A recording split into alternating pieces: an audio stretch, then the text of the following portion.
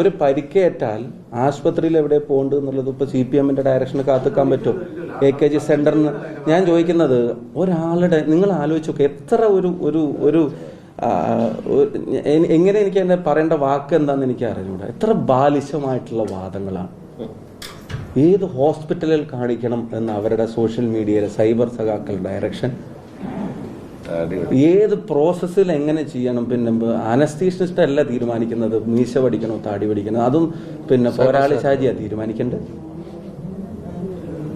എന്നിട്ട് എനിക്ക് അവരുടെ സൈബർ സഖാക്കളുടെ അത്ര ഇടപെടൽ ഞാൻ അതിനകത്ത് പറഞ്ഞു. പക്ഷെ LDF-ന്റെ കൺവീനർ എന്നിട്ട് ചോദിക്കുകയാണ്, മൂക്ക് പൊട്ടിയ വർത്താനം പറയാൻ പറ്റുമെന്ന് LDF-ന്റെ കൺവീനർ ചോദിക്കുമ്പോൾ ഞാൻ അതിന് വേറെ തരത്തിൽ മറുപടി പറയുന്നില്ല. എനിക്ക് ഒറ്റ ചോദ്യം, അദ്ദേഹം ജയരാജേട്ടന്റെ പണ്ടത്തെ ക്ലെയിമിനെ പറ്റി എന്തായിരിക്കും മനസ്സിൽ ചിന്തിച്ചിട്ടുണ്ടാവുക എന്ന് മാത്രമേ എനിക്ക് അതിനെപ്പറ്റി പിന്നെ ചോദിക്കാനുള്ളൂ.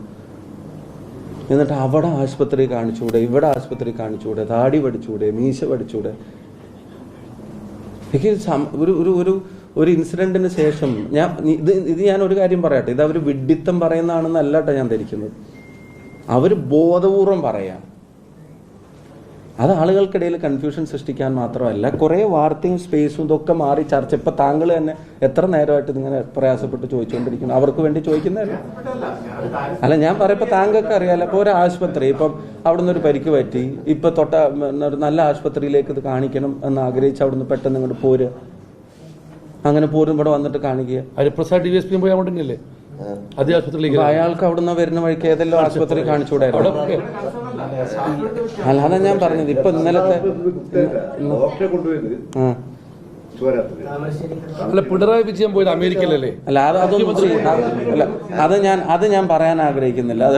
ഞാൻ അതൊക്കെ പേഴ്സണൽ ചോയ്സ് ആണ് അദ്ദേഹത്തിന്. പിന്നെ ഒരു കാര്യം കൂടെ പറഞ്ഞു, പിന്നെ അവൻ സർക്കാർ ആശുപത്രിയിൽ പോയാൽ മതിയായിരുന്നില്ല, എന്നാ പിന്നെ ചെലവ് സർക്കാർ, ഇപ്പൊ ഇവൻ MP ആയതുകൊണ്ട് അതിന്റെ ചെലവ് നമ്മൾ താങ്ങണ്ടേ, വേറൊരു പ്രചരണം.